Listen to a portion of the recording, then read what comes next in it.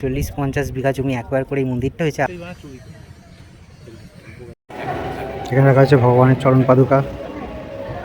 তো এখন আমি এই মুহূর্তে দাঁড়িয়ে আছি এই মন্দিরটা ঠিকই একদম পেছন দিকে, বিশাল বড় জায়গা নিয়ে করা। তো আপনাদের মনে একটা প্রশ্ন আসতেই পারে যে এই দত্তাত্রেয় ভগবানকে, যার নামে এই মন্দির চত্বরটার নাম রাখা হয়েছে ব্রহ্মদত্ত ধাম। ধাম শব্দটিকে নিয়ে যা কন্ট্রোভার্সি হয়েছে তার নিষ্পত্তি নতুন সরকারের আসার পরই ঘটে গেছে। তবে আমরা আজকে এমন একটি জায়গায় যাব, সেটাও কিন্তু একটি মনুষ্য নির্মিত একটি ধাম। সেই ধামেতে না আছে জগন্নাথ, না আছে নারায়ণ, না আছে মহাদেব, আছে এমন একটি দেবতা যিনি একই অঙ্গে ব্রহ্মা, বিষ্ণু, মহেশ্বর এই ত্রিদেবকে ধারণ করেছেন। তাই আজকে আমরা পৌঁছে যাব হুগলি জেলার বারুইপাড়ার বনমালীপুরের ব্রহ্মদত্ত ধামে। মূল রাস্তার পাশেই সুবিশাল জমিতে এই মন্দিরটি গড়ে উঠেছে। এটা হচ্ছে বড় রাস্তা থেকে মন্দিরের মুখ্য দ্বারের দিকে যাওয়ার পথ। আপনারা যারা বড় গাড়ি নিয়ে আসছেন তারা অনায়াসেই মন্দিরের সামনে বড় গাড়ি, সুমো, অটো ইত্যাদি পার্ক করে রাখতে পারেন। চলুন এবার তাহলে মূল মন্দিরে প্রবেশ করা যাক। Welcome to my channel explorer Tanmay. তো ভোট পর্ব মিটে গেছে, প্রায় 2 মাস হলো। অনেকেই কাজের ব্যস্ততায় ভাবছেন কোথাও যাবেন, কিন্তু তাদের ব্যস্ততার জন্য কোথাও দেখছেন হয়তো 1 সপ্তাহ তো দূরের কথা, 2-3 দিনের জন্য ছুটি নেই। তবে যদি একদিনে ঘোরার জন্য কোথাও আসতে চান বা কোনো মন্দির রিলেটেড কোনো জায়গায় ঘুরতে চান, তাহলে এই ভিডিওটা আজকে আপনাদের জন্য। তাই এটাকে স্কিপ করবেন না, কারণ আজকে আমরা যে জায়গায় এসেছি সেই জায়গাটা হচ্ছে একটা মন্দির, ব্রহ্মদত্ত ধাম। আর সেটা হচ্ছে আমাদের পশ্চিমবঙ্গের 2য় বৃহত্তম আর হুগলি জেলার সবথেকে বড়, মানে হুগলি জেলার সবথেকে বৃহত্তম মন্দির হচ্ছে এই ব্রহ্মদত্ত ধাম। আর এখানে আসার অনেকগুলোই রাস্তা আছে। আমার বাড়ি থেকে যেহেতু এটা প্রায় টাওয়ার্স বাইকে করে 20-25 মিনিট, যারা ভাবছেন যে ট্রেন লাইনে আসবেন তাদের জন্য বলে রাখি, তারা হাওড়া বর্ধমানের কডে ট্রেন ধরে নামুন বারুইপাড়া স্টেশনে, সেখান থেকে অটো করে চলে আসুন 20 মিনিটের মধ্যেই এই ব্রহ্মদত্ত ধামে। তো আসুন এবার আস্তে আস্তে এই মন্দিরের ভেতরে যাওয়া যাক, দেখাচ্ছি মন্দিরটা কিভাবে তৈরি হয়েছে, কে এই দত্তাত্রেয়, কেন এই ভগবানের পুজো আমাদের হিন্দু ধর্মে পালন করা হয়, এই সমস্ত কিছুই আপনাদেরকে এই ভিডিওর মাধ্যমে আমি জানাবো।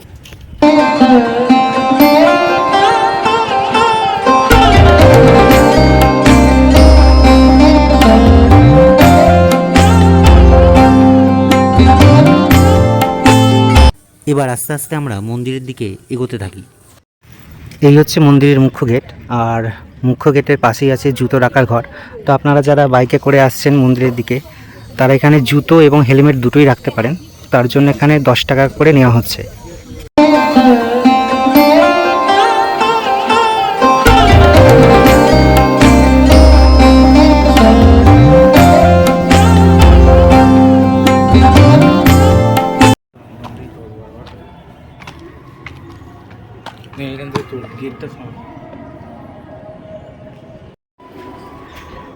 এই হচ্ছে মন্দিরের মূল প্রবেশদ্বার, সম্পূর্ণ কাঠের নকশা দ্বারা আবৃত করা হয়েছে এই চৌকাঠকে।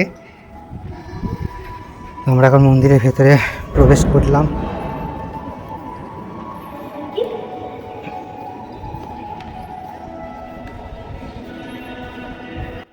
মন্দিরের ভেতরটা অনেকটা বড়, একসঙ্গে প্রায় 5000 ভক্ত এখানে বসেই ঈশ্বর দর্শন করতে পারবেন। প্রথমে রয়েছে গোমাতা,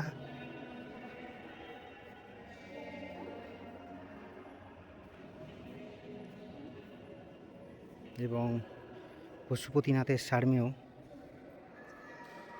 নারায়ণ।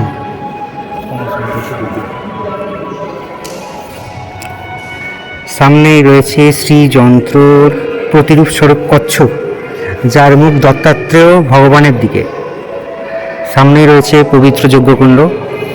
তো মোটামুটি আজকে বার হচ্ছে 21শে জুলাই, মঙ্গলবার। মোটামুটি এখনও অবধি প্রায় মন্দির চত্বর ফাঁকাই আছে। আর কিছুক্ষণের মধ্যে সন্ধ্যা আরতি শুরু হবে, তখন বেশিরভাগ এই পুরো চত্বরটা অ্যাকচুয়ালি ভক্ত সমাগমে ভর্তি হয়ে যাবে। তখন চারিদিকে প্রভুর নাম কীর্তন হবে।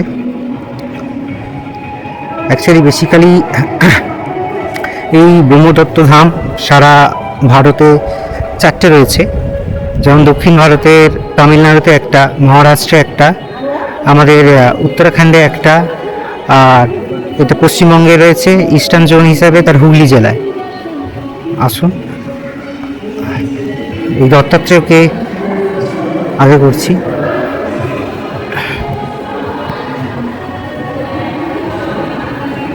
এই যে হচ্ছে দত্তাত্রেয় ভগবান, দর্শন করুন, যার একই অঙ্গে ব্রহ্মা বিষ্ণু মহেশ্বর অবস্থান করছেন। এখানে রাখা হচ্ছে ভগবানের চরণ পাদুকা।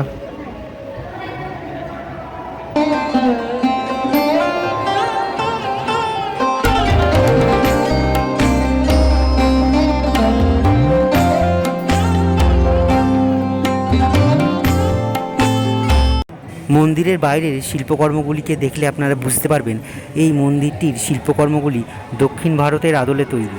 তার সাথে কিছু মারাঠা শিল্পেরও নিদর্শন পাওয়া যায় এই ব্রহ্মদত্ত ধামে। আর এই হচ্ছে মন্দিরটার যে মেন গর্ভগৃহ, সেই গর্ভগৃহের বাইরের হচ্ছে আলাদা প্রিমিসেস, যেটা আলাদা উঁচু করা আছে।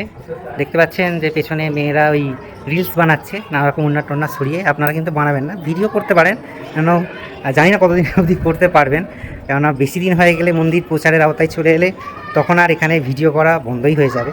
তবে এই অলিন্দটা বেশ মোটামুটি বেশ ভালো, অনেকটাই লম্বা, দেখতে পাচ্ছেন তো, পরপর পরপর পরপর এরকম লম্বা চলে গেছে। প্রায় মিনিমাম 50-60 বিঘা জুড়ে যে মন্দির জায়গাটা আছে, সেই জায়গার উপর সেই মন্দিরটা আছে। আর এই মন্দির, এটা হচ্ছে মন্দির শিখর, আর এই মন্দির শিখরের নিচেই আছেন দত্তাত্রেয় ভগবান। এটা হচ্ছে মন্দিরের যে মন্দির, সেই মূল মন্দিরের প্রেমিসেস। আর এটা হচ্ছে মন্দিরের আউটার ফিগার, যেটা কভার করা রয়েছে।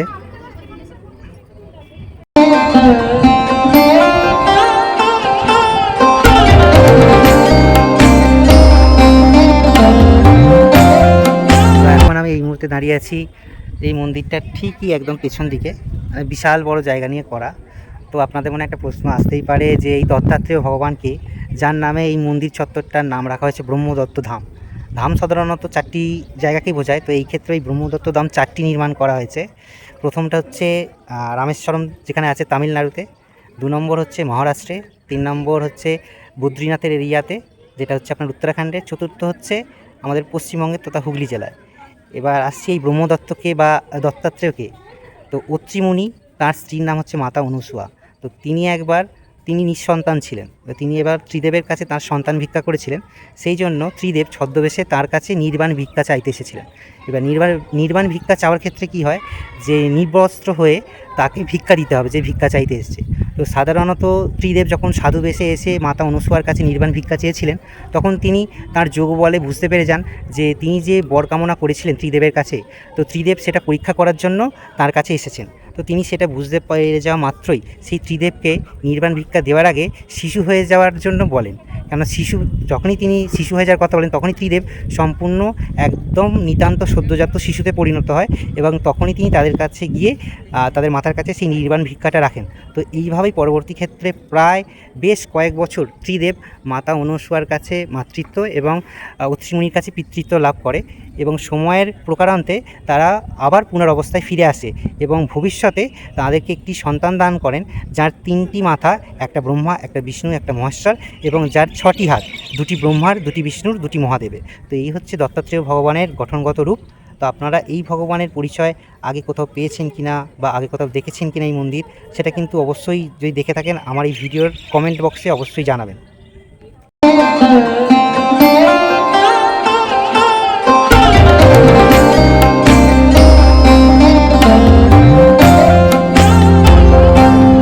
যদি একটা বিকালবেলা একটু সময় বের করে আসা যায়, তাহলে মোটামুটি নিশ্চিন্তে নিরালায় প্রকৃতির কাছে, যে দেখছেন তো পুরো ফাঁকা মাঠ, কিন্তু হ্যাঁ, এই ফাঁকা মাঠে কিন্তু আছে বিভিন্ন স্কুল, হসপিটাল, তো সেইগুলোর কাজ এখনও শুরু হয়নি, তবে এখন এই মন্দিরটাই হয়েছে। তো মন্দিরটাকে কেন্দ্র করে মোটামুটি প্রচুর পর্যটক এই মুহূর্তে আসছেন এখানে। আর আপনাদেরকে বলে রাখি, যদি আপনারা মন্দিরে প্রসাদ পেতে চান, তাহলে প্রতি বৃহস্পতিবার এখানে কিন্তু মন্দিরে ভোগ খাওয়াবার ব্যবস্থা আছে। সন্ধ্যা হতে না হতেই মন্দির চত্বরে দর্শনার্থীদের সংখ্যা বৃদ্ধি পাচ্ছে। তার সাথেই মন্দিরে শুরু হয়ে গেছে সন্ধ্যাকালীন ভজন কীর্তন।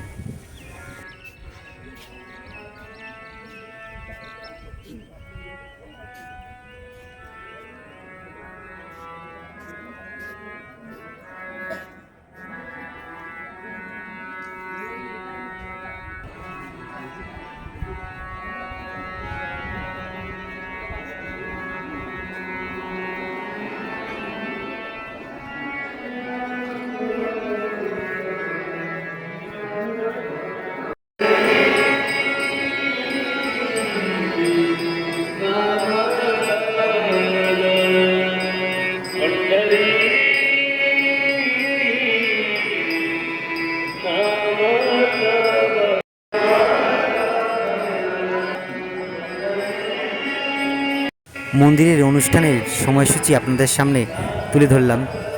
যারা আরতি বা ভোগ গ্রহণের জন্য উদ্দেশ্যকে সামনে রেখে আসতে চান তারা এই জায়গাটা একটু ভিডিও পজ করে পড়ে নিতে পারেন। এর পাশ দিয়েই আমরা যাব নিচে শিব মন্দিরে।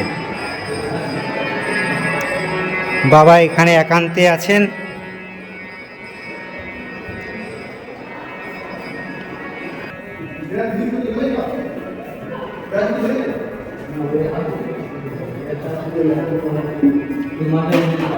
নন্দী মহারাজ হচ্ছে মহাদেবের মন্দির।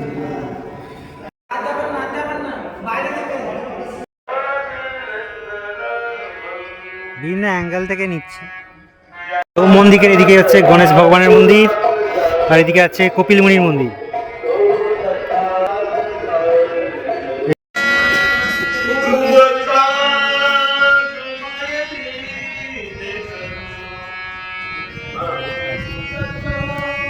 যে বড় বড় জোতগুলো দেখছেন এগুলো কিন্তু সব ইলেকট্রিকের। তবে আমরা মধ্যপ্রদেশ যখন গিয়েছিলাম তখন এগুলোতে কিন্তু অরিজিনালি লোক উঠে লাঠিতে কিন্তু সেই জোতগুলো প্রদীপগুলো জ্বালায়।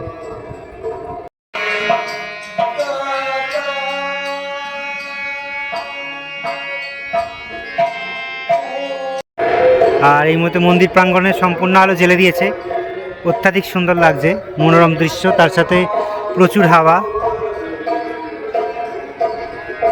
আর যারা ভাবছেন এই ব্রহ্মদত্ত ধামে একটু পুজো দেবেন, তো এখান বাইরেই আছে ডালার দোকান, আর ওই দূরেও আছে, আপনারা ওখান থেকেও সংগ্রহ করতে পারেন।